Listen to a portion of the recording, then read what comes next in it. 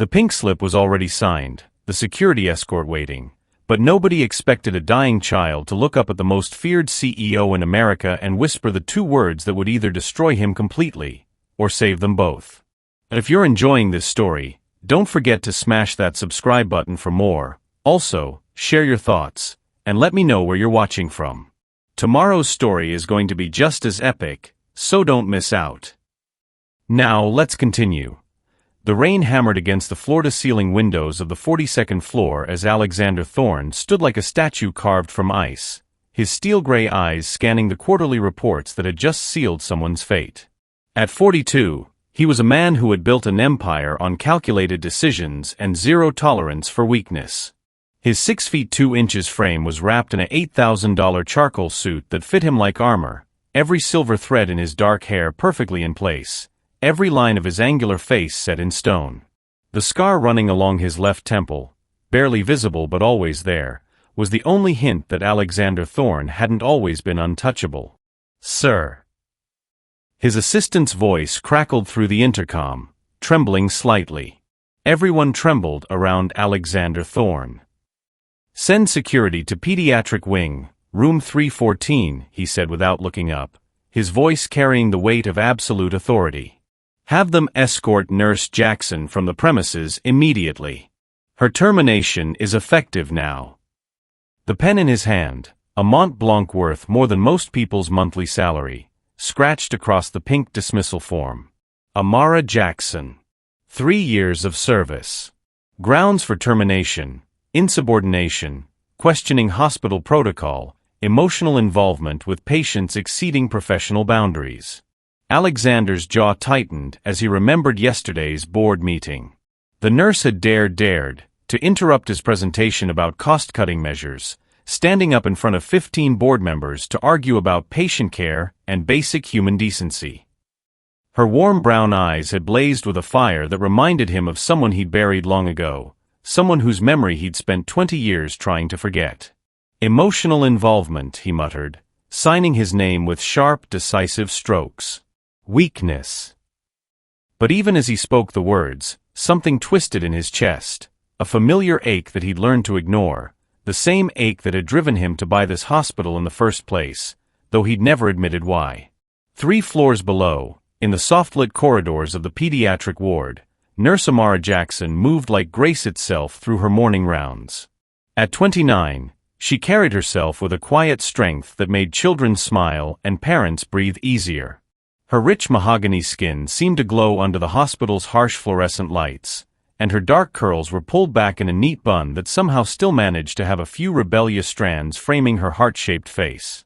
She was petite, barely 5 feet 4 inches, but when she walked into a room, she filled it with something hospitals desperately needed: hope. "Good morning, sunshine," she whispered to little Emma in room 312, gently adjusting the 6-year-old's oxygen mask. Emma's pale blue eyes lit up despite the tubes and machines surrounding her small frame. Leukemia had stolen her hair and most of her strength, but it couldn't touch the bright spirit that made her Amara's favorite patient. "Nurse Amara," Emma's voice was barely a whisper, "will you stay with me today? I had the scary dreams again."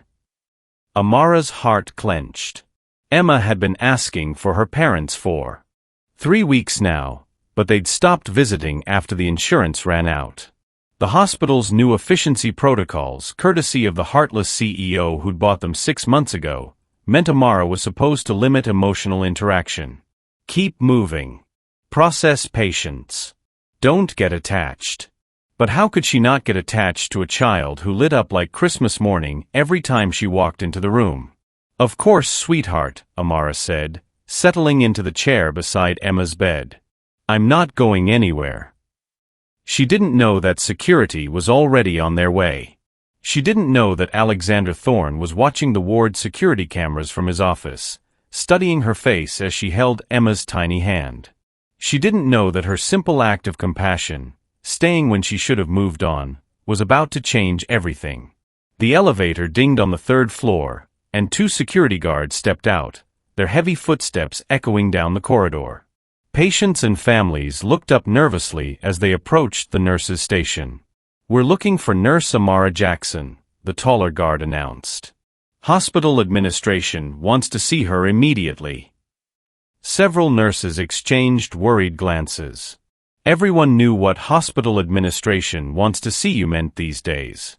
Ever since the new owner took over, good people had been disappearing one by one, replaced by cheaper, less experienced staff who followed orders without question. Amara heard the commotion from Emma's room and felt her stomach drop. She'd known this was coming ever since yesterday's board meeting, but knowing didn't make it hurt any less. "Nurse Amara?" Emma's small voice was filled with confusion and fear. "Are those men here for you?" Amara forced a smile, though her hands were shaking as she smoothed Emma's blanket. "Don't worry about grown-up things, baby girl. You just focus on getting better, okay?" But Emma was 6 years old and sick, not stupid. She could see the tears Amara was trying to hide, could feel the tension that had suddenly filled their peaceful room. The footsteps stopped outside their door. What happens next? Drop a comment below. Have you ever seen someone show courage in the face of injustice? Sometimes the smallest voices speak the loudest truths, and this little girl is about to prove that. Let me know what you think is coming. The security guard knocked once, then pushed open the door without waiting for permission. "Nurse Jackson? You need to come with us." Amara stood slowly, her legs suddenly feeling like water. She'd worked in this pediatric ward for 3 years, had held crying children through their darkest nights, had celebrated when little warriors beat impossible odds. She'd poured her heart into this place, and now they were throwing her away like she meant nothing.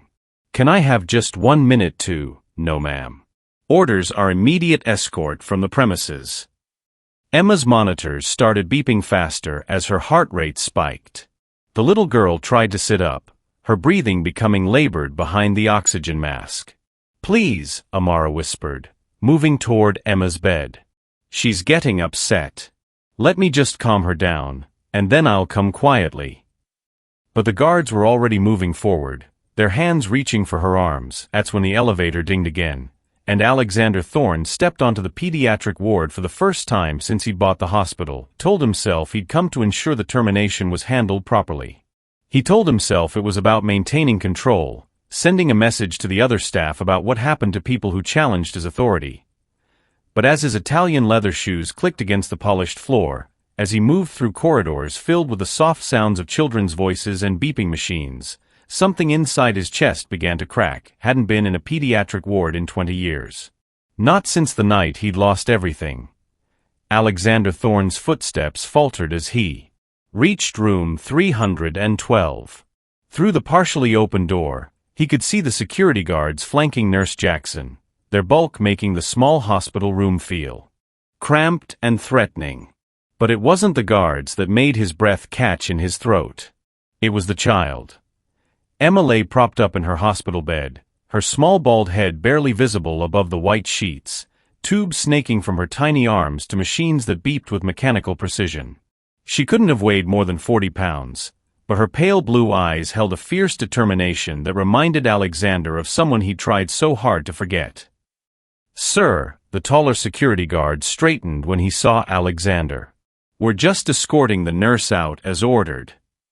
Alexander nodded curtly, but something made him step into the room instead of watching from the hallway. Maybe it was the way the afternoon sunlight streamed through the window, casting everything in a golden glow that looked too much like memories. Maybe it was the scent of antiseptic mixed with something sweeter, children's shampoo maybe, or the faint smell of crayons. Maybe it was the way Nurse Jackson stood between the guards and the child's bed, her chin raised in quiet defiance even though her hands were trembling. "Please," Amara said, her voice steady despite the tears threatening to spill over. "Just let me say goodbye to her. She doesn't understand what's happening." "Ma'am, you need to come now," the guard repeated, reaching for her arm. "Don't touch her." Emma's voice cut through the room like a knife, surprisingly strong for such a fragile little girl. The monitors around her bed started beeping faster as her heart rate spiked. Alexander found himself frozen in the doorway, watching as the scene unfolded.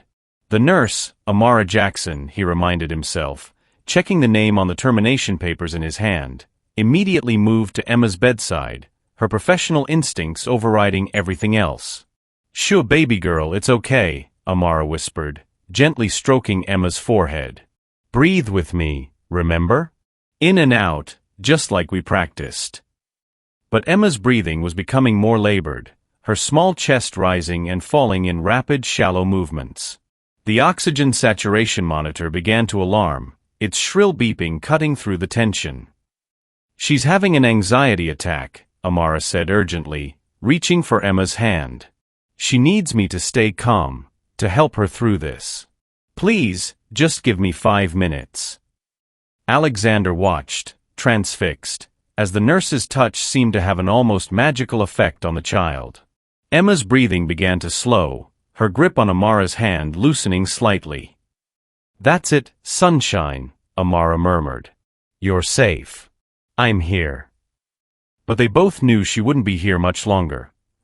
Emma turned her head on the pillow, and for the first time, her pale blue eyes met Alexander's steel-gray ones across the room. He felt something shift inside his chest, a crack in the armor he'd built around his heart 20 years ago. The little girl studied his face with the intensity that only children possess, seeing things that adults had learned to hide. She saw the expensive suit, the perfectly styled hair, the cold expression that had made grown men tremble in boardrooms. But she also saw something else. Something in his eyes that looked familiar. Something that looked like the same kind of hurt she carried. "Are you the mean man?"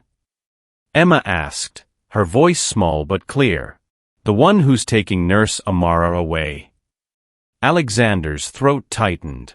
No 6-year-old should have to ask questions like that. No child should have to lie in a hospital bed, fighting for every breath, worrying about whether the one person who made her feel safe was going to disappear. "Emma," Amara said gently, "this is Mr. Thorne.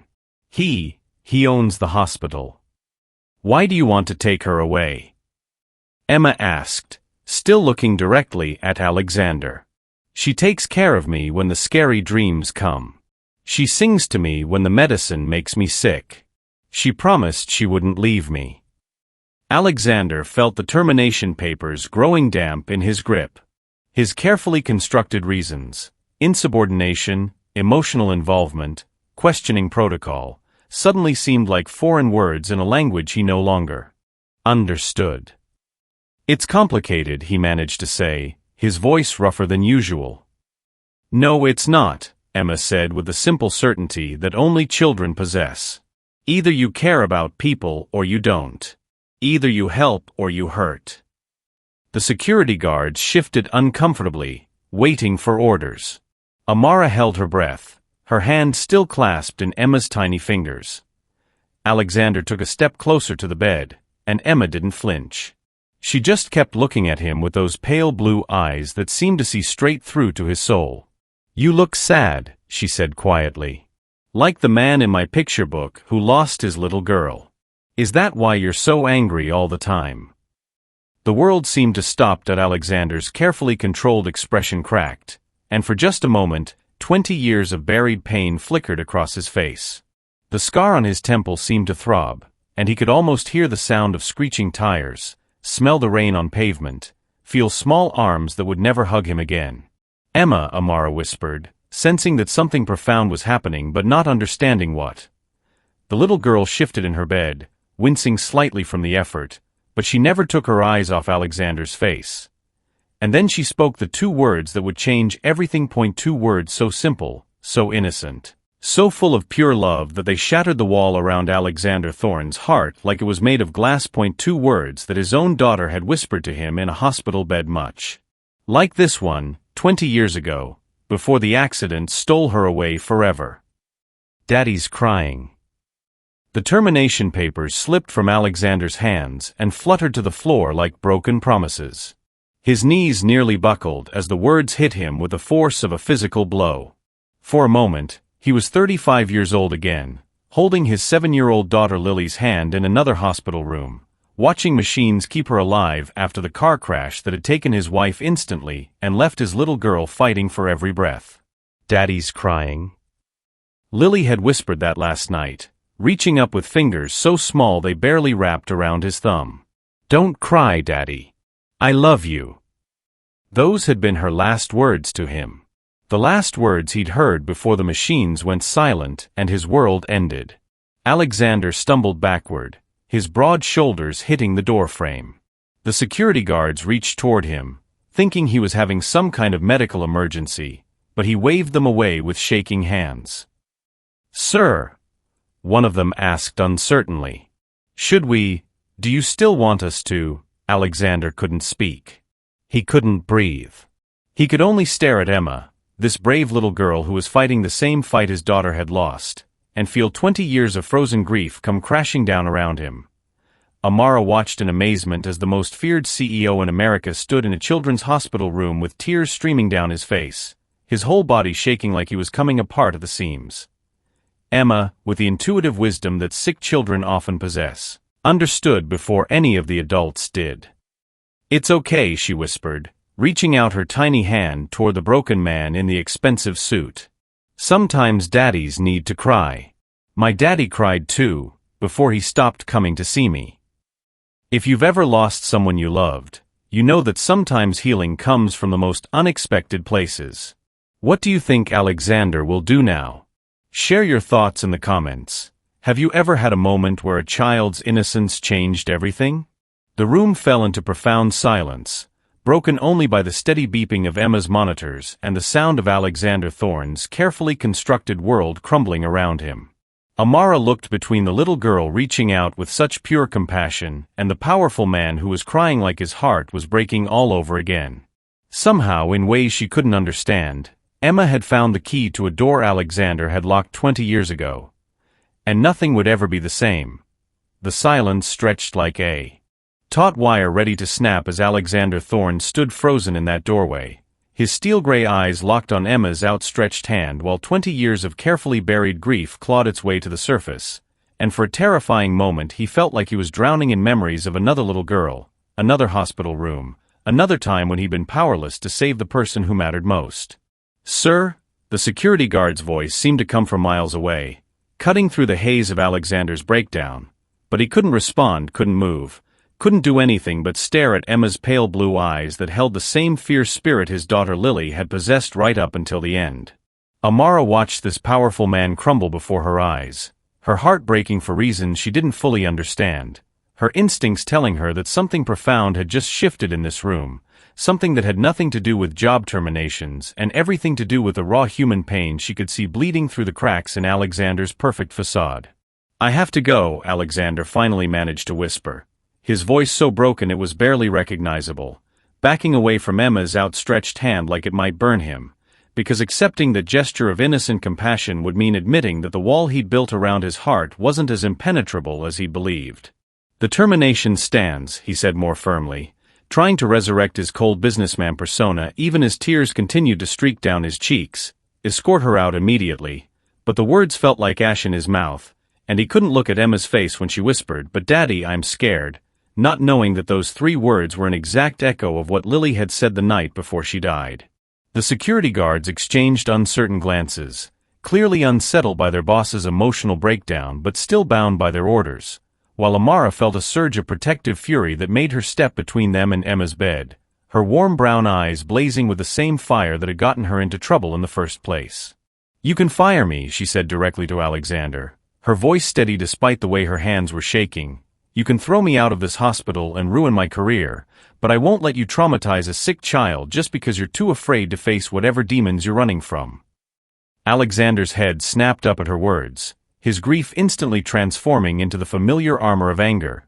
Because anger was easier than vulnerability, rage was simpler than admitting that a 6-year-old girl had just shattered every defense he'd spent 2 decades constructing. "How dare you," he snarled, his voice regaining its edge of authority. "You think you know me. You think you understand what I've been through." But even as he spoke, Emma's small voice cut through his fury like a knife through silk. "Please don't yell at her. She's the only one who stays when the monsters come at night." And Alexander felt his anger deflate as quickly as it had risen, replaced by a bone-deep exhaustion that threatened to bring him to his knees. The machines around Emma's bed continued their electronic symphony, marking each precious heartbeat, each labored breath. And Alexander couldn't help but remember another set of machines, another rhythm that had eventually gone silent, taking his entire world with it. "I can't do this," he whispered, more to himself than anyone else, turning toward the door because every instinct screamed at him to run, to get as far away as possible from this room that smelled like antiseptic and lost hope. From this child whose eyes held too much wisdom for someone so young. From this nurse whose compassion reminded him of everything he'd lost and could never get back. But Emma's voice stopped him cold. "My mama used to say that running away doesn't make the hurt stop, it just makes you lonely too," and Alexander's shoulders shook with the effort of holding back 20 years of suppressed sobs, because out of the mouths of babes came truths that grown men couldn't face. Amara saw him hesitate, saw the war being fought behind his eyes, and something in her heart recognized the depth of his pain even if she didn't understand its source, because she'd seen that look before in the eyes of parents who'd lost children, in the faces of people carrying grief too heavy for their souls to bear. "What was her name?" Amara asked softly, her intuition guiding her words, and Alexander's entire body went rigid because nobody had asked him about Lily in years. Nobody dared mention the daughter whose memory he tried so hard to bury beneath success and cold efficiency. "Don't," he warned, his voice low and dangerous. But Amara had spent 3 years working with dying children and their families, and she recognized the signs of someone carrying unbearable loss. Emma, with the uncanny perception that seemed to come with her illness, reached out again toward Alexander, her small hand trembling but determined. "It's okay to miss her," she whispered. "I miss my mama too, even though she's not dead, just gone." And those words hit Alexander like a physical blow because they revealed the terrible truth that some kinds of abandonment felt worse than death itself. The security guards stood frozen, clearly out of their depth in a situation that had moved far beyond their simple orders to escort a nurse from the premises, while outside Emma's room the normal sounds of the hospital continued. Nurses chatting at their station, monitors beeping in other rooms, the distant sound of children laughing in the playroom. All of it feeling surreal against the emotional earthquake happening in room 312. "She was 7, Alexander found himself saying, the words torn from somewhere deep in his chest. "Her name was Lily, and she had eyes just like yours, and she used to tell me stories about brave princesses who saved kingdoms with nothing but kindness," his voice breaking on each word because speaking about Lily felt like reopening a wound that had never properly healed. Amara felt tears slip down her cheeks as she watched this powerful man finally let himself remember, finally allow himself to feel the grief he'd been running from for 20 years, and she understood now why Emma's simple question had shattered him so completely. "What happened to her?" Amara asked gently, though she already suspected the answer from the way Alexander's hands were shaking, from the way he kept looking at Emma like she was a ghost come back to haunt him. "Car accident," Alexander whispered. "I was driving, it was raining, and a drunk driver." He couldn't finish the sentence, could never finish that sentence, because admitting that it happened meant accepting that he'd failed to protect the most precious thing in his world. Emma's monitors started beeping faster again as she struggled to sit up, her small body fighting against the tubes and wires that tether her to life. "But it wasn't your fault," she said with the absolute certainty that only children possess. "Bad things happen and it's nobody's fault, and your little girl knows you love her even if she can't tell you anymore."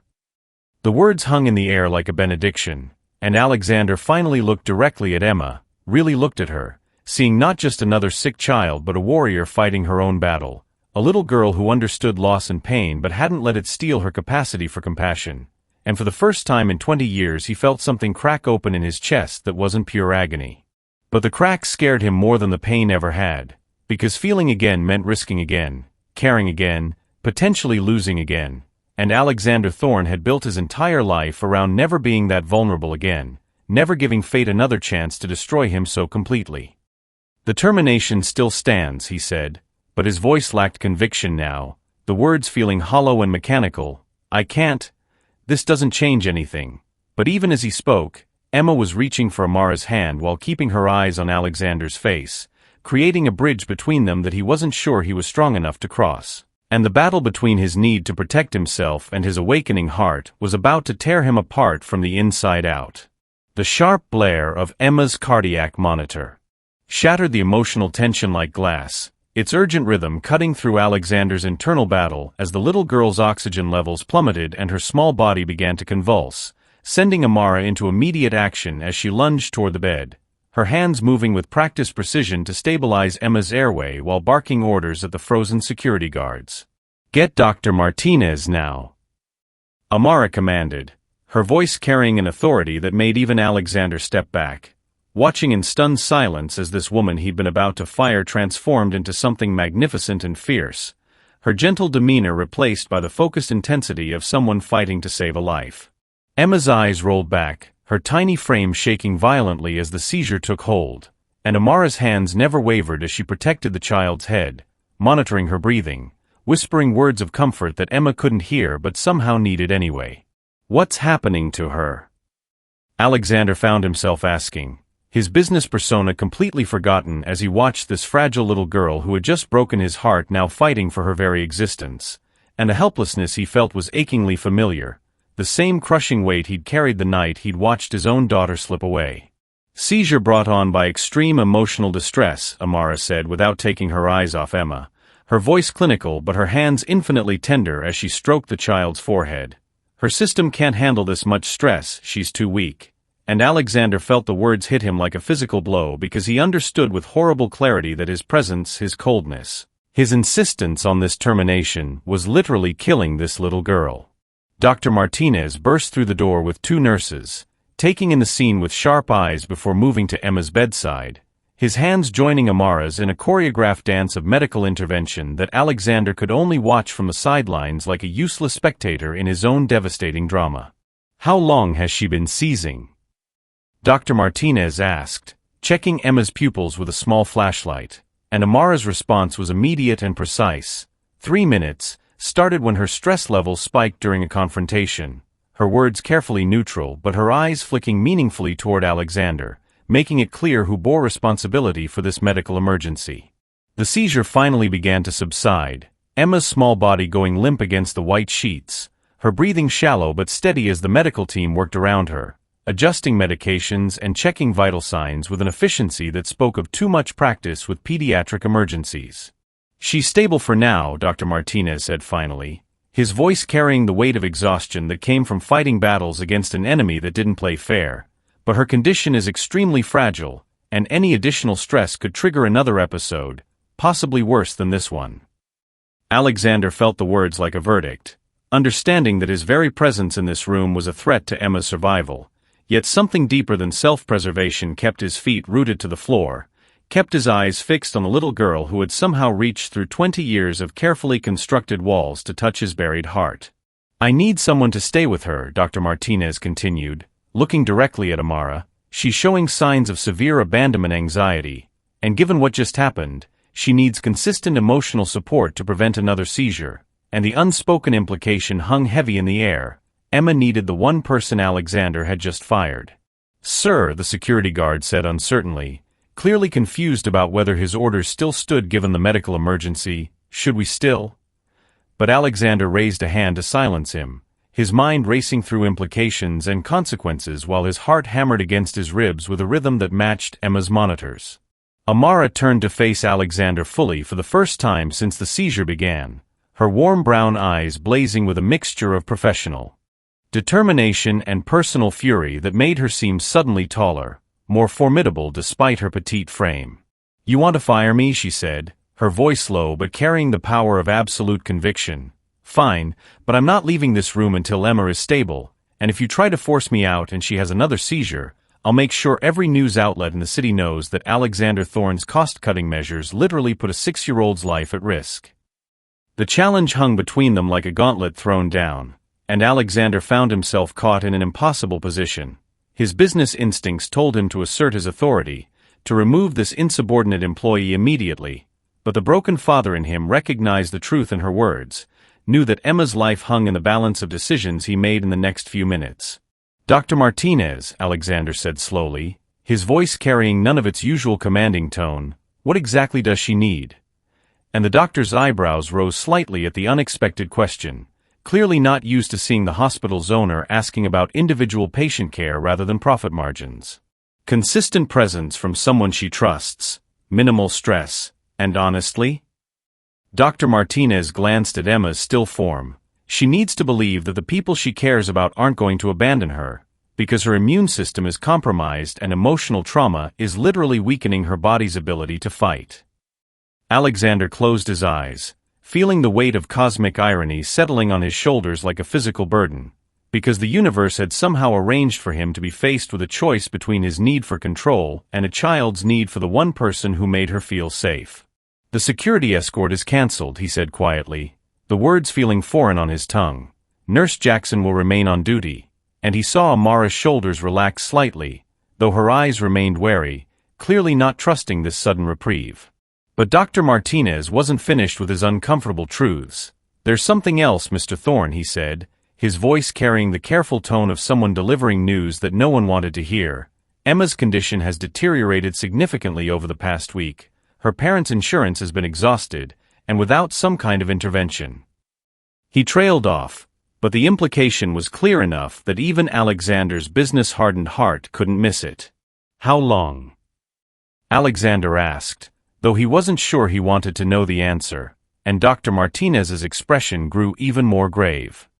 "Weeks, maybe a month if we're lucky, but she needs specialized treatment that's not covered by her current plan, and frankly, her emotional state is affecting her physical recovery in ways that medications can't address."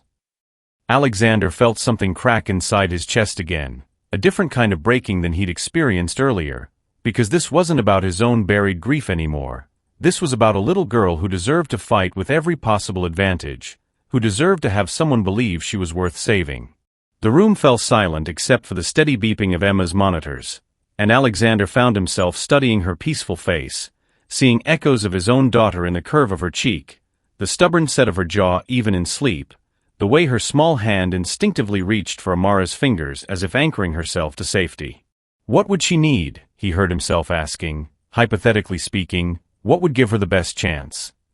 And Dr. Martinez's surprise was evident in the way he paused before answering, clearly not expecting this line of questioning from the man who'd been systematically cutting pediatric programs since taking over the hospital. Amara was watching Alexander with new eyes now, seeing something in his expression that made her cautious hope begin to bloom, because maybe, just maybe, Emma's innocent question had awakened something in this powerful man that could make all the difference between life and death for the little girl who had somehow become the center of both their worlds. The question. Determination and personal fury that made her seem suddenly taller, more formidable despite her petite frame. "You want to fire me?" she said, her voice low but carrying the power of absolute conviction. "Fine, but I'm not leaving this room until Emma is stable, and if you try to force me out and she has another seizure, I'll make sure every news outlet in the city knows that Alexander Thorne's cost-cutting measures literally put a 6-year-old's life at risk." The challenge hung between them like a gauntlet thrown down, and Alexander found himself caught in an impossible position. His business instincts told him to assert his authority, to remove this insubordinate employee immediately, but the broken father in him recognized the truth in her words, knew that Emma's life hung in the balance of decisions he made in the next few minutes. "Dr. Martinez," Alexander said slowly, his voice carrying none of its usual commanding tone, "what exactly does she need?" And the doctor's eyebrows rose slightly at the unexpected question, clearly not used to seeing the hospital's owner asking about individual patient care rather than profit margins. "Consistent presence from someone she trusts, minimal stress, and honestly?" Dr. Martinez glanced at Emma's still form. "She needs to believe that the people she cares about aren't going to abandon her, because her immune system is compromised and emotional trauma is literally weakening her body's ability to fight." Alexander closed his eyes, feeling the weight of cosmic irony settling on his shoulders like a physical burden, because the universe had somehow arranged for him to be faced with a choice between his need for control and a child's need for the one person who made her feel safe. "The security escort is cancelled," he said quietly, the words feeling foreign on his tongue. "Nurse Jackson will remain on duty," and he saw Amara's shoulders relax slightly, though her eyes remained wary, clearly not trusting this sudden reprieve. But Dr. Martinez wasn't finished with his uncomfortable truths. "There's something else, Mr. Thorne," he said, his voice carrying the careful tone of someone delivering news that no one wanted to hear. "Emma's condition has deteriorated significantly over the past week. Her parents' insurance has been exhausted, and without some kind of intervention." He trailed off, but the implication was clear enough that even Alexander's business-hardened heart couldn't miss it. "How long?" Alexander asked, though he wasn't sure he wanted to know the answer, and Dr. Martinez's expression grew even more grave. Weeks, maybe a month if we're lucky, but she needs specialized treatment that's not covered by her current plan, and frankly, her emotional state is affecting her physical recovery in ways that medications can't address. Alexander felt something crack inside his chest again, a different kind of breaking than he'd experienced earlier, because this wasn't about his own buried grief anymore. This was about a little girl who deserved to fight with every possible advantage, who deserved to have someone believe she was worth saving. The room fell silent except for the steady beeping of Emma's monitors, and Alexander found himself studying her peaceful face, seeing echoes of his own daughter in the curve of her cheek, the stubborn set of her jaw even in sleep, the way her small hand instinctively reached for Amara's fingers as if anchoring herself to safety. What would she need, he heard himself asking, hypothetically speaking, what would give her the best chance? And Dr. Martinez's surprise was evident in the way he paused before answering, clearly not expecting this line of questioning from the man who'd been systematically cutting pediatric programs since taking over the hospital. Amara was watching Alexander with new eyes now, seeing something in his expression that made her cautious hope begin to bloom, because maybe, just maybe, Emma's innocent question had awakened something in this powerful man that could make all the difference between life and death for the little girl who had somehow become the center of both their worlds. The question hung in the air like a prayer waiting for an answer, and Dr. Martinez studied Alexander's face carefully before responding, seeming to weigh whether this sudden interest in Emma's care was genuine or just another corporate calculation. She would need the experimental immunotherapy protocol at Children's Research Institute, he said slowly. It's shown remarkable success in cases like hers, but the cost. He paused, clearly uncomfortable discussing money when a child's life hung in the balance. We're talking about $500,000 minimum, not including the extended care she'd need afterward.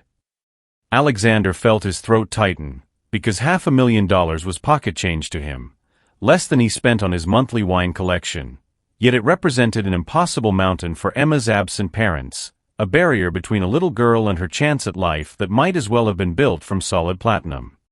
Her parents, Alexander found himself asking, though something in his gut already knew the answer wouldn't be good, where are they in all this? And the shadow that crossed Amara's face told him everything he needed to know before Dr. Martinez even opened his mouth. They stopped visiting 3 weeks ago, Amara said quietly, her voice carrying the weight of too many similar stories. After the insurance company denied coverage for the experimental treatment, they said they couldn't watch her die slowly, that it was too hard, and Alexander felt a surge of rage so pure it nearly knocked him backward, because what kind of parents abandoned their child when she needed the most? She keeps asking for them, Amara continued, her fingers absently stroking Emma's small hand, especially at night when the pain gets bad, and I keep making excuses, telling her they're stuck at work or caught in traffic, but she's getting old enough to understand that grown-ups don't stay away this long unless they're not coming back. The words hit Alexander like physical blows, each one reminding him of his own loss, but also highlighting the crucial difference. He had lost his daughter to forces beyond his control, while Emma was being abandoned by the very people who should have been fighting hardest to save her. There's something else, Dr. Martinez said, glancing between Alexander and Amara with a careful expression of someone about to reveal a confidence. Emma's been asking the nurses to write letters to her parents, but she doesn't know we don't have a current address for them. They moved without telling us where, and... He paused, seeming to weigh his words carefully. She's been writing letters to someone else too, someone she calls her angel daddy. Alexander's world tilted on its axis, because those words, angel daddy, were exactly what his daughter Lily used to call him when she was feeling particularly affectionate, a silly nickname that had made him laugh even on his worst days, and hearing it from Emma's lips felt like receiving a message from beyond the grave. What does she say in these letters? Alexander asked, his voice barely above a whisper, and Amara hesitated before reaching into her pocket and pulling out a folded piece of paper covered in crayon drawings and a child's careful handwriting. She gave this to me yesterday, Amara said softly. She asked me to mail it to heaven, and I didn't have the heart to tell her that's not how it works. Alexander's hand shook as he unfolded the paper, revealing Emma's innocent artwork, stick figures holding hands under a rainbow, a little girl in a hospital bed with an angel hovering nearby, and at the bottom, words that made his vision blur with unshed tears. Dear Angel Daddy, I know you're taking care of other little girls who are sick like me, but I wanted to tell you about my nurse Amara who is like a real angel, and about the sad man with pretty eyes who looks like he lost his little girl too. Maybe you could help him not be so sad anymore? I think his little girl would want him to smile. Love, Emma. P.S. I'm not scared of dying anymore because I know angels are real. Sending him sinking into the bedside chair as 20 years of carefully suppressed grief came crashing down around him like a dam bursting under too much pressure. Through his tears, he saw Amara watching him with a mixture of compassion and understanding, and he realized that this extraordinary woman had somehow known all along that he was carrying a burden too heavy for one person to bear. Tell me about her, Amara said gently, settling into the chair across from him. Tell me about your daughter. And for the first time in 2 decades, Alexander found himself wanting to share Lily's memory instead of burying it deeper. Her name was Lily Rose Thorne, he began, his voice breaking on each syllable, and she was the most beautiful thing I'd ever seen, with blonde curls that caught the sunlight and eyes like summer skies, and she used to insist on wearing princess dresses to the grocery store because she said you never knew when you might need to save someone. The words came slowly at first, then faster, like water finally finding its way around a stubborn boulder, carrying with them all the love and loss and regret he'd been drowning in for 20 years. She loved stories about brave girls who helped others, and she made me read to her every single night, even when I was exhausted from work, and she used to fall asleep holding my hand because she said it made the monsters stay away. Amara listened without judgment, understanding that this powerful man was finally allowing himself to grieve properly for the first time, and she could see how sharing Lily's memory was both agony and relief, like lancing a wound that had festered too long in darkness. The night of the accident, Alexander continued, his voice growing stronger as he spoke, she had been at a friend's birthday party, and it was raining when I went to pick her up, and she was so excited about the princess crown she'd won in musical chairs that she was bouncing in her car seat, telling me all about how she was going to wear it to school the next day and make all the other kids feel special by letting them try it on. His voice broke completely then, because remembering Lily's joy made losing her feel fresh all over again, like reopening a wound that had never properly healed. The drunk driver ran the red light going 60 in a 35 zone, Alexander whispered, and in the hospital afterward, when she was dying and I couldn't save her, she looked at me with those beautiful blue eyes and said, "Don't be sad, Angel Daddy. I'll be okay, but you have to promise me you'll still help other little girls who need saving." Emma stirred in her bed, murmuring something in her sleep, and both Alexander and Amara turned toward her instinctively, 2 broken people united in their fierce protectiveness of this little fighter who had somehow become the bridge between past grief and future hope. "I broke that promise," Alexander said, his voice filled with self-loathing. "I turned into exactly the kind of person Lily would have been ashamed of, caring more about profit than people, more about protecting myself than helping others, and I've spent 20 years running from the one thing she asked me to do." Amara reached across the space between their chairs and took his hand in both of hers, her touch gentle but firm, anchoring him to the present moment and to the possibility that it might not be too late to honor his daughter's final wish. "Maybe," she said softly, her warm brown eyes holding his gaze, "maybe Lily sent Emma to remind you who you used to be. Maybe this is your chance to keep that promise after all." And Alexander felt something shift in his chest, a loosening of the iron bands that had squeezed his heart closed for 2 decades, because looking at Emma's peaceful face, he could almost imagine he heard his daughter's voice whispering that it was time to stop running and start saving. The call came at 3:17 a.m. on Tuesday morning, shattering the peaceful routine that Alexander, Amara, and Emma had fallen into over the past week, and when Alexander's phone buzzed with Dr. Harrison's number from Children's Research Institute, he felt his blood turn to ice because good news never came in the middle of the night. "Mr. Thorne," Dr. Harrison's voice was carefully controlled, the tone doctors used when they were about to deliver devastating news. "I'm afraid there's been a complication with Emma's case," and Alexander gripped the phone so tightly his knuckles went white as he stepped out of Emma's room where she and Amara were sleeping peacefully, unaware that their carefully constructed hope was about to come crashing down. "What kind of complication?" Alexander asked, though his gut already knew the answer would be something that money couldn't fix, something that all his power and influence couldn't overcome, and Dr. Harrison's pause stretched like an eternity before he continued. "Her latest blood work shows the cancer has mutated, Dr. Harrison said quietly. It's become resistant to the standard protocols, which means the immunotherapy treatment we discussed. It won't work for her specific case anymore. The cellular structure has changed too dramatically for the targeted approach to be effective. Alexander felt the world tilt beneath his feet, because just when Emma had started to believe in miracles, just when he'd started to hope that maybe Lily had sent him this little girl to save his penance for 20 years of coldness, the universe was yanking away their lifeline with the same cruel randomness that had taken his daughter. There has to be something else, Alexander said, his voice carrying the desperate edge of a man who had just discovered what it meant to love again and couldn't bear the thought of losing another child. Experimental trials, off-label treatments, anything. But even as he spoke, he could hear the defeat in his own voice.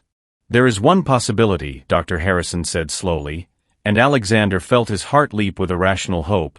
There's a new treatment being developed in Switzerland, still in the earliest stages of human trials, but the preliminary results have been remarkable, and Alexander found himself gripping the phone like a drowning man clutching a rope, ready to move mountains if necessary to get Emma into that program. However, Dr. Harrison continued, and that single word carried the weight of impossibility, the treatment requires a very specific genetic match, essentially a living donor whose bone marrow is compatible not just in the traditional sense, but whose cellular structure can help reprogram her immune system. And Alexander felt his hope crumble because finding such a precise match was like winning the lottery while being struck by lightning during a solar eclipse. We'd need to test her immediate family first, Dr. Harrison explained. Parents, siblings, even grandparents sometimes carry the genetic markers we're looking for, and Alexander's stomach dropped because Emma's parents had abandoned her weeks ago, disappearing without a trace when the medical bills became too overwhelming and the prognosis too grim. Alexander hung up the phone and stood in the hospital corridor feeling more helpless than he had since the night Lily died, because at least then he'd known there was nothing more to be done. But now he was faced with the impossible task of finding people who had deliberately made themselves unfindable, people who had walked away from their dying daughter and might not care enough to save her even if he could locate them. When he returned to Emma's room, he found Amara awake and watching him with knowing eyes, because she'd spent enough time around medical crises to recognize the look of someone who had just received terrible news. "How bad?" she asked quietly, and Alexander sank into the chair beside Emma's bed, his shoulders bowing under the weight of having to crush a little girl's dreams all over again. "The cancer mutated," he said, his voice barely above a whisper. "The treatment we planned won't work anymore." And he watched Amara's face crumble with the same devastation he was feeling, because they had both allowed themselves to believe that love and money and determination could conquer anything. Emma stirred in her sleep, and both adults froze, afraid their conversation might wake her, afraid she might see the despair in their faces and understand that her miracle had just evaporated like morning mist. "There might be another way," Alexander continued, explaining about the Swiss treatment and the impossible genetic match requirements, "but we'd need to find her parents and they—" He couldn't finish the sentence, couldn't voice the horrible truth that the people who should have been moving heaven and earth to save their child had instead chosen the cowardly path of abandonment. "I might know where they are," Amara said quietly, and Alexander's head snapped up with sudden hope. Emma mentioned that her father works construction, and there's only one major project in the city right now that would pay enough for them to relocate suddenly, and Alexander felt his heart hammering against his ribs because maybe, just maybe, they could track down these terrible parents and convince them to help save the child they'd thrown away. The next morning brought a chaos that none of them had anticipated, because tracking down Emma's parents led them to a construction site on the other side of the city, where Alexander's expensive car and tailored suit made him stand out like a peacock in a chicken coop. And when they finally found David Jackson, no relation to Amara, just the cruel coincidence of a common surname, the man's reaction to seeing his daughter's advocates was explosive and ugly. "You've got some nerve," David Jackson snarled, his weathered face twisted with a mixture of guilt and defensive rage. "Coming to my job, disrupting my life, trying to drag me back into that nightmare." And Alexander felt his own temper flare because this pathetic excuse for a father was more concerned about his convenience than his daughter's life. "Your daughter is dying," Alexander said, his voice carrying the cold authority that had made boardrooms tremble, "and there's a treatment that might save her, but she needs a genetic match from her family." But David Jackson just laughed, a bitter sound that made Alexander want to put his fist through the man's face. She was dying when we left, David said with callous indifference. The doctors said 6 months, maybe 8 if we were lucky, and we couldn't afford to watch her suffer anymore, couldn't afford the bills, couldn't afford to put our lives on hold for something that was going to happen anyway. And Alexander realized he was looking at everything he could have become if grief had made him cruel instead of just cold. "Where's her mother?" Amara asked, her voice tight with barely controlled fury, and David's expression grew even uglier, if that were possible. "Linda took off 2 weeks ago," he said, spitting into the dust at their feet, said she couldn't handle any more guilt, any more questions about Emma, said she was starting fresh somewhere new, and Alexander felt the last thread of his patience snap because these people had abandoned their child twice, once by leaving the hospital, and again by abandoning each other rather than facing their responsibilities. "We'll pay you," Alexander said desperately. "Whatever you want. $1 million just to come to the hospital and get tested."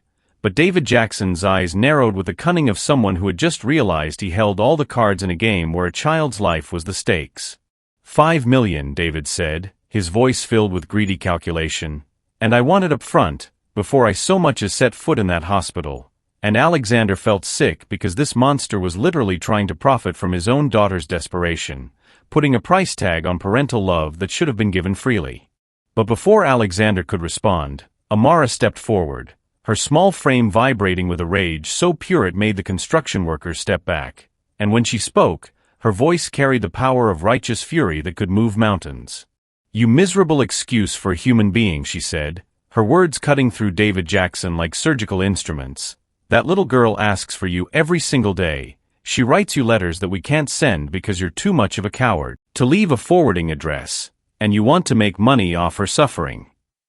The confrontation exploded into chaos as David Jackson's co-workers gathered around, some supporting him and others looking disgusted by his mercenary attitude toward his dying child. And Alexander found himself in the middle of a construction site brawl that had nothing to do with business mergers and everything to do with the ugliest sides of human nature. By the time security broke up the fight, David Jackson had made it clear that no amount of money would convince him to help save Emma unless his outrageous demands were met. And even then, he wanted guarantees that he wouldn't be held responsible if the treatment failed, wouldn't be expected to maintain any relationship with his daughter afterward, wouldn't be bothered by guilt or obligation ever again. The drive back to the hospital was silent except for Amara's quiet crying, and Alexander felt his heart breaking all over again because they had come so close to hope only to discover that Emma's salvation lay in the hands of people who cared more about money than love, more about their own comfort than their child's life. "We can't tell her," Amara whispered as they pulled into the hospital parking garage. "We can't let her know that her parents—" But she couldn't finish the sentence, couldn't voice the horrible truth that would destroy whatever innocence Emma had left. But when they walked into Emma's room, they found her sitting up in bed with tears streaming down her pale cheeks, holding a crumpled piece of paper that Alexander recognized with sinking dread as one of the letters she'd written to her father. The letter that the hospital social worker had apparently decided to actually mail, leading to a phone call that had shattered a little girl's heart into pieces too small to ever put back together. "He said he doesn't want me anymore," Emma whispered, her voice so broken it made both adults want to scream at the unfairness of a world that could be so cruel to someone so innocent. "He said I was too much trouble and he has a new family now and I should stop bothering him." And Alexander felt something inside his chest shatter completely, because Emma's pain was unbearable and there was nothing he could do to fix it. No amount of money or power that could force a father to love his dying daughter. Sometimes the people who should protect us become the ones who hurt us most. What would you do if you were in Alexander's position right now? Drop a comment below. How do you think love can triumph when the very people who should help choose to walk away instead? The silence in Emma's room stretched like a wire about to snap as Alexander stared at the crumpled letter in the little girl's hands, his mind racing through impossible calculations and desperate alternatives, while his heart broke for the child who had just learned that the people who should have loved her unconditionally had chosen selfishness over sacrifice. Emma's quiet sobs filled the sterile air, each one a knife to Alexander's chest, and he found himself remembering the last time he'd felt this helpless, this desperate to save someone who mattered more than his own life, and the terrible realization that even unlimited resources couldn't force parents to love their dying child. "Emma, sweetheart," Amara said gently, settling onto the bed beside the little girl and pulling her into a careful embrace that avoided disturbing the 4 lines and monitors. sometimes grown-ups make very bad choices, choices that have nothing to do with how wonderful you are. But even as she spoke the words, Alexander could see that Emma was too smart to be comforted by platitudes, too experienced with abandonment to believe that this wasn't somehow her fault. "I wrote him the nicest letter," Emma whispered against Amara's shoulder, her small voice muffled but carrying the weight of absolute devastation. "I told him about the treatment and how I might get better, and I said I was sorry for being too much trouble, but he just said he didn't want me to call anymore." Alexander felt his hands clench into fists, his businessman's mind calculating exactly how much it would cost to make David Jackson's life a living hell, how many ways a billionaire could destroy someone who had the audacity to break a child's heart so completely. But even as the vengeful thoughts swirled through his head, he knew that revenge wouldn't save Emma, wouldn't give her the genetic match she needed to survive. "What if," Alexander said quietly, moving to kneel beside Emma's bed so he could look directly into her tear-filled eyes, "what if I told you that sometimes families aren't just the people who share your blood? Sometimes families are the people who choose to love you no matter what." Emma lifted her head from Amara's shoulder, her pale blue eyes studying Alexander's face with the intensity that had first broken through his defenses, and he could see her trying to process this new concept through the lens of a 6-year-old's understanding of how the world was supposed to work. "Like how Nurse Amara takes care of me even though she's not my real mommy?" Emma asked, and Alexander felt his throat tighten because this little girl was grasping truths about love and family that most adults never learned, finding light in the darkest corners of her abandonment. "Exactly like that," Alexander said, his voice rough with emotion. "And like how I want to take care of you too, even though I'm not your real daddy." And the words slipped out before he could stop them, carrying with them a weight of commitment that scared him more than any business deal he'd ever negotiated. Amara's head snapped up, her warm brown eyes meeting Alexander's steel-gray ones with a mixture of surprise and something deeper, something that looked like the beginning of a hope so fragile it might shatter if they breathed on it wrong.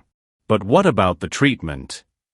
Emma asked with the practical wisdom of someone who had spent too much time listening to adult conversations about medical impossibilities. "Dr. Martinez said I need someone with the same blood, and if my real parents won't help." She trailed off, but the unspoken conclusion hung in the air like a death sentence. Alexander closed his eyes, feeling the weight of impossible decisions pressing down on his shoulders, because there was one option they hadn't discussed, one possibility that Dr. Harrison had mentioned in passing during their devastating phone call, but it was so dangerous, so unlikely to succeed, that bringing it up felt like offering false hope to a child who had already been disappointed too many times. "There is something else," Alexander said slowly, opening his eyes to find both Emma and Amara watching him with desperate attention. "It's not guaranteed, and it's risky, but there's a procedure where doctors can try to modify donor cells from someone who isn't a perfect genetic match, essentially reprogramming them to work with your immune system." Emma's eyes brightened with cautious hope, but Amara's medical training kicked in immediately, her expression growing worried as she processed the implications of what Alexander was describing. "Alexander," she said carefully, "that kind of procedure. The success rate is less than 30%, and the donor." She paused, clearly reluctant to voice the risks involved. The donor could face serious complications, even life-threatening ones. Alexander felt his heart hammering against his ribs as he weighed the choice before him, because he understood exactly what Amara was telling him. If he volunteered to be Emma's donor, there was a significant chance he might not survive the procedure, might end up dying in the attempt to save a little girl who wasn't even his biological child. "What are you saying?" Emma asked, looking between the two adults with the sharp intuition that came with spending months in hospitals around whispered conversations and careful medical terminology. "Are you saying someone could try to save me but they might get really sick too?" The question hung in the air like a challenge, and Alexander found himself thinking about Lily's last words, her final request, what she'd meant, this moment when he had to choose between his own safety and a child's survival. "Emma," Alexander said, his voice steady despite the magnitude of what he was about to offer, "what if I told you that I wanted to try to be your donor, that I wanted to take that risk because you're worth it?" The little girl's eyes went wide, and Amara made a small sound of protest, but Alexander continued before either of them could interrupt. "I know it's scary, and I know it might not work, but I also know that Lily would want me to try, would want me to use whatever time I have left to give you a chance at the life she didn't get to have."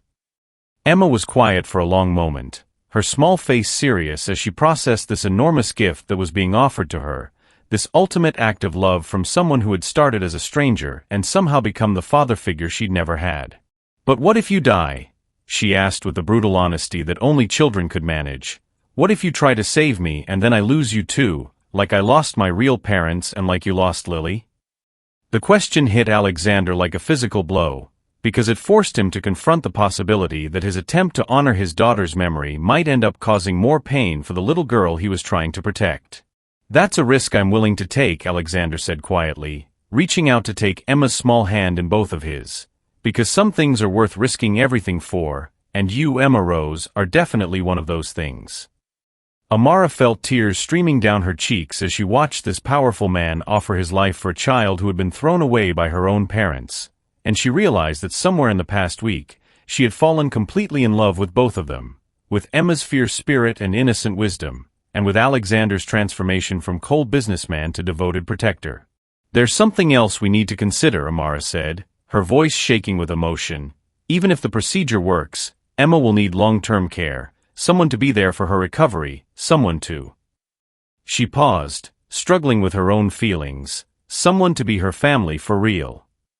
Alexander looked at Amara, seeing in her expression the same desperate love he felt for Emma, the same willingness to sacrifice everything for this little girl's chance at happiness, and he realized that what had started as three broken people finding each other had somehow become something that looked like the family none of them had ever expected to find.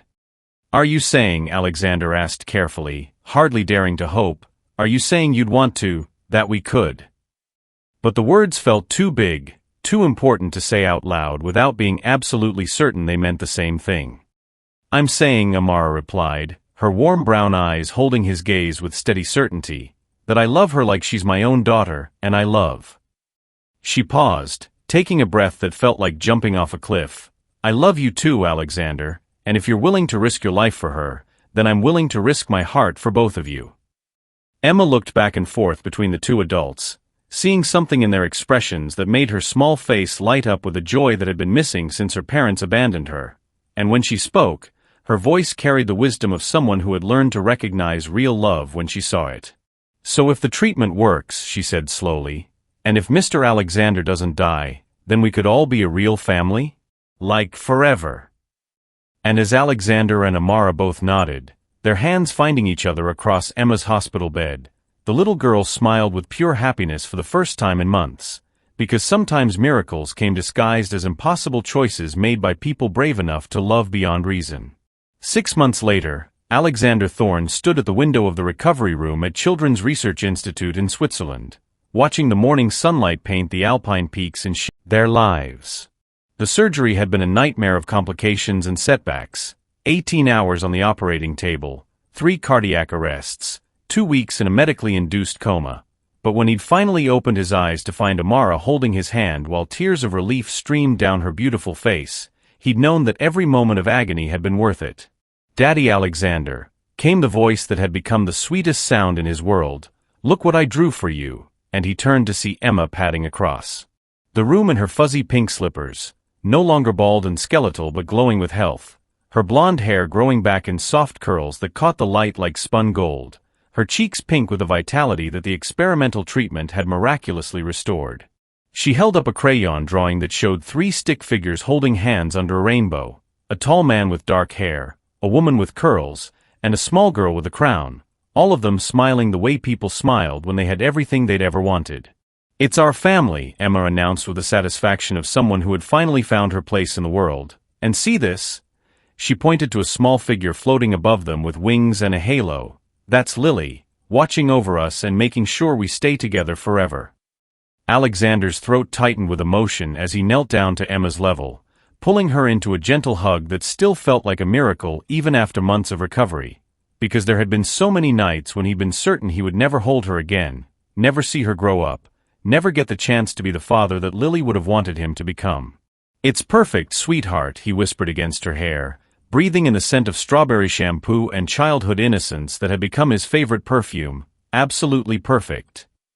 Amara appeared in the doorway carrying a tray of hot chocolate and homemade cookies, her engagement ring catching the morning light as she moved with the easy grace of someone who had found her home in the most unexpected place, and Alexander felt his heart swell with a happiness so complete it almost frightened him with its intensity. The social worker called, Amara said, setting down the tray and settling into the chair beside Alexander's bed where he was still required to rest for several hours each day. The adoption papers are finalized, it's official, and Emma squealed with delight, bouncing on her toes in a way that would have been impossible just months ago when every movement had been a struggle against pain and exhaustion. "I'm really truly yours now?" Emma asked, looking between her soon-to-be parents with eyes that sparkled with joy instead of the fear and sadness that had haunted them for so long, like legally and forever and nobody can ever take me away. Alexander felt tears blur his vision as he nodded, because the journey to this moment had been filled with mountains of paperwork, court hearings, home studies, and legal battles with Emma's biological parents who had suddenly decided they wanted rights to a child they'd abandoned the moment she tried to claim her inheritance from Alexander's will. "Forever and always," Alexander promised, his voice rough with emotion. "You're Emma Rose Thorne now, officially and legally and in every way that matters, and nothing will ever change that." The past 6 months have been a whirlwind of medical procedures, legal proceedings, and the beautiful chaos of learning to be a family, with Amara moving into Alexander's penthouse apartment that they'd quickly transformed from a cold showcase of wealth into a warm home filled with Emma's artwork, family photos, and the sound of laughter echoing through rooms that had been silent for too many years. Alexander had stepped back from the day-to-day operations of his business empire, appointing trustees to handle his companies while he focused on what truly mattered: recovery, family, and the foundation he and Amara had established to provide experimental treatments for children whose parents couldn't afford hope. "There's something else," Amara said. Alexander's with the easy intimacy of two people who had faced death together and chosen love. Dr. Harrison called this morning with Emma's latest test results, and Alexander felt his breath catch because even though Emma had been declared cancer-free for 3 months, the fear of relapse still haunted their quieter moments. "And?" Alexander asked, though Emma seemed completely unconcerned as she climbed onto his bed and snuggled against his side with the absolute trust of a child who had never doubted that her new parents would move heaven and earth to keep her safe. "Complete remission," Amara said, her voice breaking with happy tears. "No cancer cells detected anywhere in her system. Her immune system is functioning perfectly," and Dr. Harrison said. She paused to wipe her eyes. He said he's never seen results this remarkable from the experimental protocol, that Emma is basically a walking miracle. Emma looked up at Alexander with a grin that could have powered the entire city. "Does that mean I can start school in the fall? And take piano lessons? And maybe get a puppy?" And Alexander laughed through his tears because this little girl who had once been preparing to die was now making plans for a future that stretched out before them like an endless gift. "It means," Alexander said, dropping a kiss on the top of her head, "that you can do anything you want, be anything you dream of being, because you're the strongest, bravest, most amazing little girl in the entire world." The afternoon passed in the gentle rhythm that had become their new normal, Emma working on a puzzle while Alexander read to her from a book of fairy tales, Amara curled up beside them reviewing wedding plans for the ceremony they decided to hold next month in the hospital chapel where they'd first fallen in love. "Daddy Alexander," Emma said during a quiet moment when the Swiss sun was setting behind the mountains, painting their room in shades of pink and gold that looked like a promise of happily ever after. "Do you think Lily would be happy about our family?" Alexander felt his heart catch as it always did when Emma mentioned his first daughter, but now the pain was mixed with gratitude and peace, because Emma's presence in his life had somehow transformed his grief from a burden into a bridge between past love and future joy. "I know she would be," Alexander said, his voice thick with emotion, "because she always said the best princesses were the ones who helped other people find their happily ever after, and you, my brave little princess, helped me find mine." Emma smiled and snuggled closer, and as Alexander looked around at his makeshift family, this remarkable woman who had taught him how to love again, this incredible child who had saved his soul by letting him save her life, he realized that sometimes the most beautiful stories were the ones that began with the words "Daddy's crying," and ended with the promise that no one would ever have to cry alone again. Outside their window, the Swiss Alps stood sentinel against the starlit sky, and somewhere in the distance, Alexander could almost imagine he heard the sound of a little girl's laughter carried on the wind, as if Lily herself was celebrating the miracle that had grown from grief, the love that had bloomed in the most unlikely soil, and the family that had been born from the simple courage to answer a dying child's innocent question with an open heart. As Amara reached over to turn off the bedside lamp, her engagement ring caught the last rays of sunset, and Emma yawned contentedly against Alexander's chest. And in that perfect moment of peace, Alexander Thorne finally understood what it meant to keep a promise to someone you'd lost by loving someone you'd found, and why sometimes the greatest miracles came disguised as two simple words whispered by a child who saw straight through to the heart of what really mattered. "I love you both so much," Emma murmured as sleep began to claim her, and Alexander felt his own eyes drift closed as he whispered back the words he'd thought he'd never get to say again. "Daughter, Daddy's here, and he's never going away." Sometimes the most broken hearts become the most beautiful when they're healed by love. Emma's two words, "Daddy's crying," didn't just save Alexander's soul, they created a family that was meant to be. What did this story mean to you? Share your thoughts below about the power of love to transform even the most impossible situations into miracles. Thank you for watching this story to the end. If you enjoyed this story, you will surely love the next. Click on the image or video showing on your screen right now to watch the next one.